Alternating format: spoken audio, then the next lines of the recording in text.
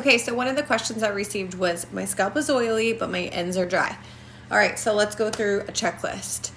1, how often are you shampooing? If you are over shampooing, then let's take a look at that. I would not shampoo daily, or if you do, use a very, very gentle invigorator. Because if you are stimulating the oil glands, then you are producing and causing it to produce extra oil. So you're actually washing your hair to make it oilier. So I would use something like Analog, which is a cleansing foam, which it like balances the scalp, and or try to do like the acid rinse so that the vinegar and all that like balances your scalp a little bit. And then in addition, I would try to go for a daily. And in addition, I would try to train your hair by doing a really light daily shampoo. And then immediately following your shampoo, putting on a dry shampoo.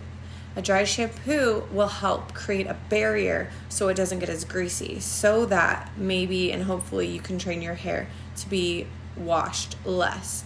And of course, if you feel like your ends are dry while you're trying to balance your root, you would use a whole different set of products for your mids and down as you do your root, because you want to address the situation that's happening here and address the situation up here. So my easiest fix is use Analog foam, or do one of the teacups or acid rinse, something that's going to balance your scalp a little bit, but it makes you still feel like you're cleansing or shampooing every day if you just like the ritual of getting in the shower and doing all that. Oftentimes people go straight for like clarifiers or straight for tea trees, anything strong like that. I'm not a big fan. I've talked about it before. I feel like if you're over drying out the hair at the root with tea tree, or if you're, I don't know, any of those things, I don't really like how it is going hard and clarifying and stripping your scalp. You need your natural oils.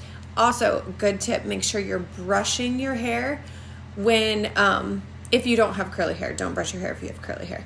But when dry, so that you can get that sebum oil to your ends, and I would use a wet brush even when your hair is dry, because it's not going to tear and rake like a comb, because you need that oil to be distributed to the ends.